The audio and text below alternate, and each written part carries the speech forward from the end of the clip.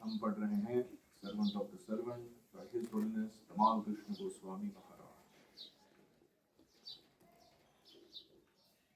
कल हमने देखा कैसे प्रभुपाद जी ने सारे ब्रह्मचारियों को आदेश दिया सबको जाके काम पे लगना चाहिए और जो धन बनेगा उससे वो मंदिर की सेवा में पूरा दे देना चाहिए। ये सुन के सब चौंक गए और प्रभुपाद जी का जो कृष्ण भावना का व्यावहारिक परंतु भौतिकता से लिप्त न होने वाला मार्गदर्शन था, वो देखकर सब आश्चर्य करने लगे। अभी हम आगे पढ़ रहे हैं। At such intimate gatherings, devotees were free to inquire from the spiritual master about matters bearing directly on their service. तो इंटीमेट गैदरिंग्स मतलब प्रभुपाद जी के साथ बहुत ही व्यक्तिगत रूप से जो आदान प्रदान करने मिल रहा है। Can you just go and look into that?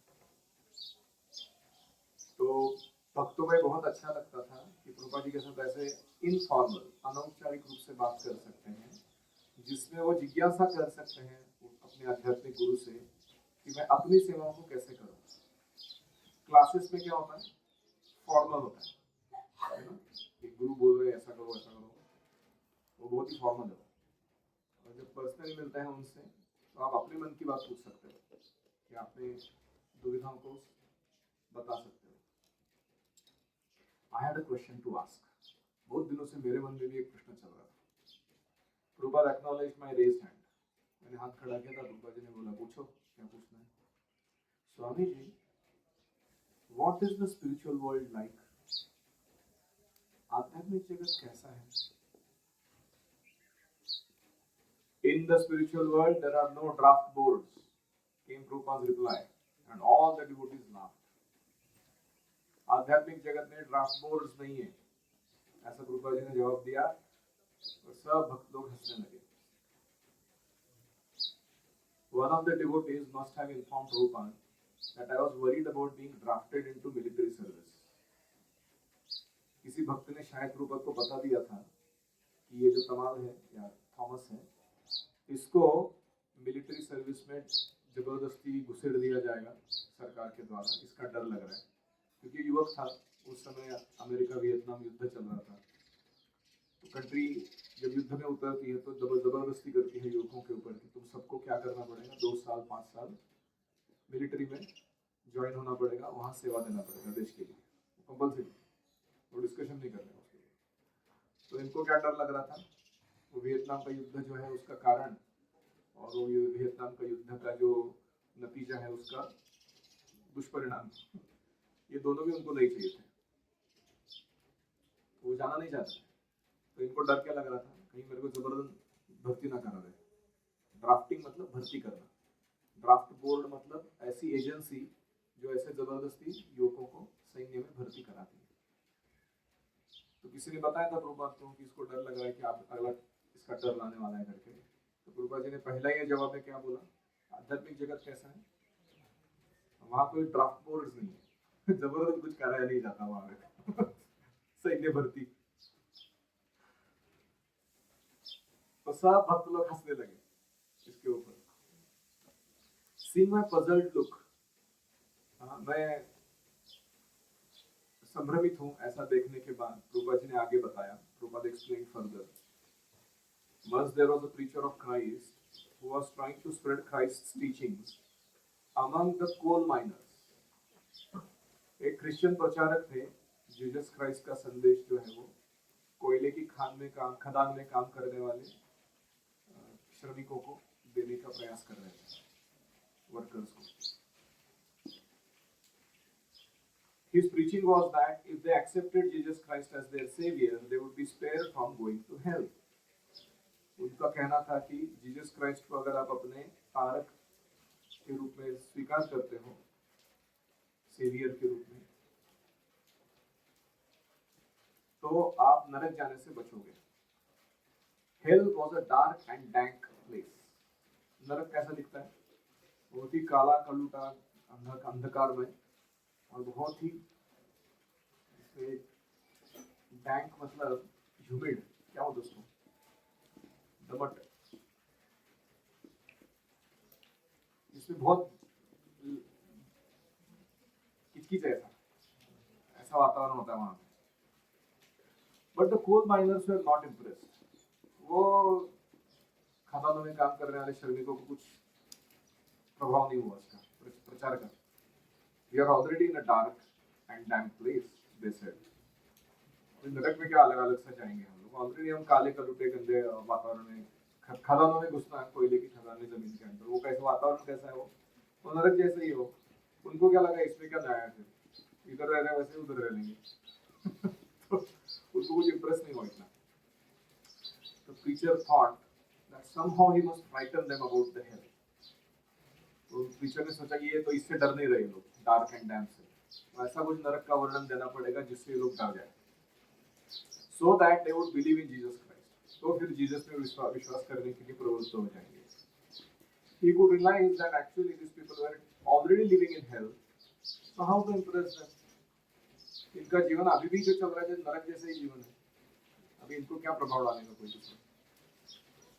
Then he thought practically and said, in hell there are no newspapers. उसने बोला नरक में क्या नहीं है, वर्तमान पत्र नहीं है। Oh, that's horrible, very horrible. सब लोग ने बोला अरे ये तो बड़ा भयंकर हो गया, वर्तमान पत्र नहीं है तो कैसा चलेगा, क्योंकि खदानों में घुस रहे हैं लोग, इनको बाहर की दुनिया का कुछ तो मिर्च मसाला माल मिल रहा है, तो कम से कम उसको ही पढ़ के वो अपना दिन गुजार लेते थे। तो जब पता चला कि अरे न्यूज़पेपर ही नहीं होता उधर, तो उनको लगा कि अरे फिर जीवन कैसे चलेगा।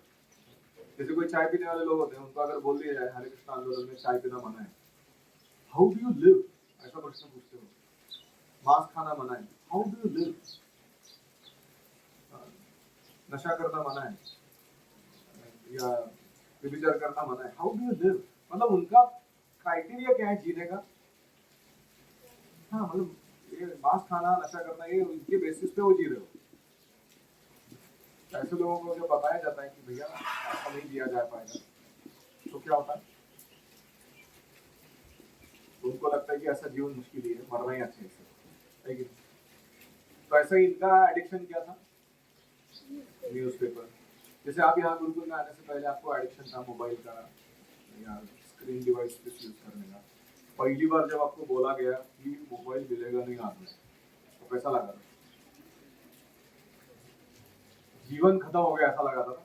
वो तो अभी जी रहे हो ना, खुशी से हो नहीं हो। तो जब उसने बोला नरक में वर्तमान पत्र नहीं है, सब लोग चौंक गए, डर गए। बोला अभी बताओ जीसस के बारे में, हम उसको सरेंडर करना चाहते हैं ताकि न्यूज़पेपर पढ़ने को मिलता रहे। तो इस प्रकार से then they must immediately started following Jesus. And Prabhupada laughed along with all of us devotees. Prabhupada जी इस कथा बता के जोर से हंसे सब भक्तों के साथ। With the help of his humorous story, I now understood that spiritual life, the spiritual world, meant that all problems are finished. ये उदाहरण से और ये जो प्रभुपाद जी ने स्टोरी सुनाया, उससे मुझे क्या समझ में आया कि आध्यात्मिक जगत मतलब क्या है, सभी समस्याओं का समाधान, कोई प्रॉब्लम नहीं, उस जगह को क्या कहते हैं, आध्यात्मिक जगत।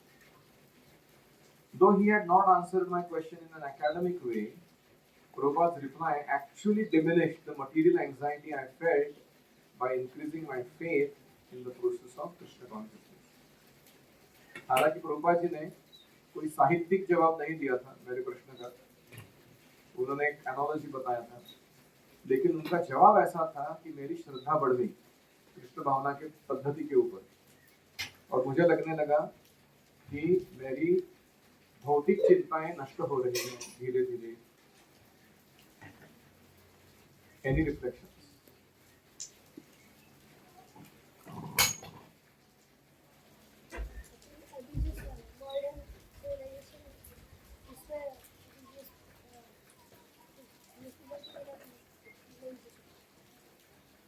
मॉडर्न क्या?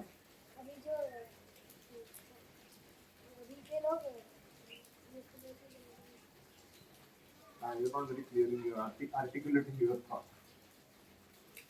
मुझे ऐसा लग रहा है इनको कहना है कि हम मॉडर्न टाइम्स में हैं, हमको भी लोगों के स्थिति के अनुसार प्रचार करना चाहिए, जिसके द्वारा वो हमारे मैसेज को स्वीकार कर सके।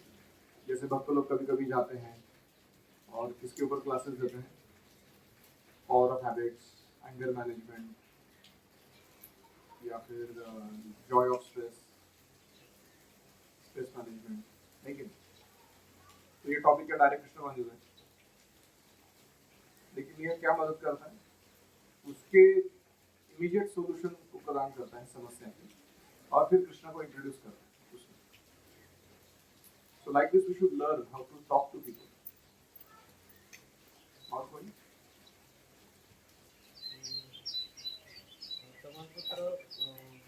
हर एक कोई भी स्टोरी या कोई भी बात बताने के बाद ये भूलते नहीं कि प्रभुपाद की जो पूछा गया है उसके जवाब के अंतर्गत वो बात उनको ठीक से समझ आए, वो बताते हैं। जैसे कि आध्यात्मिक जगत में कोई प्रॉब्लम नहीं है और उससे कारण ये समझ में भौतिक चिंताएं कम हो रही है।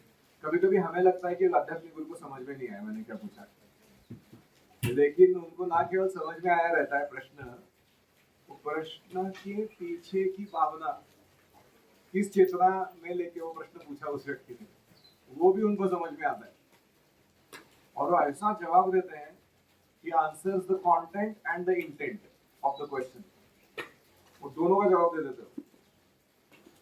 ये बहुत स्पेशल है प्रभुपाद जी। और कोई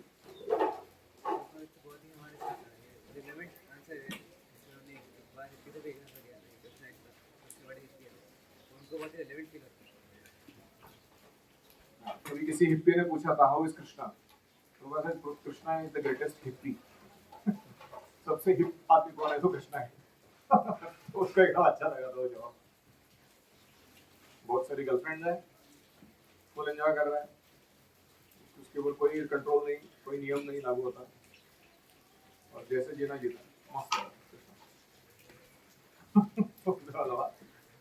I think he's actually our hero.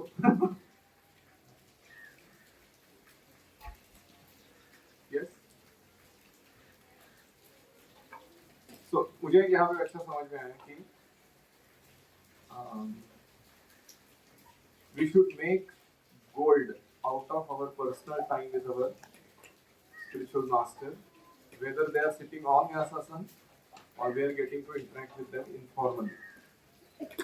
दोनों टाइम में जो इंटरेक्शन होता है वो बहुत क्रूशल है, बहुत इंपॉर्टेंट है।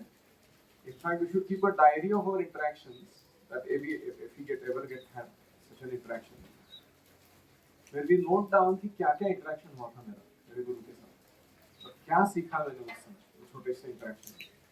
The daily gratitude regret journal that you write, you should write down actually, if this is what I understood today in my interaction with my spiritual master।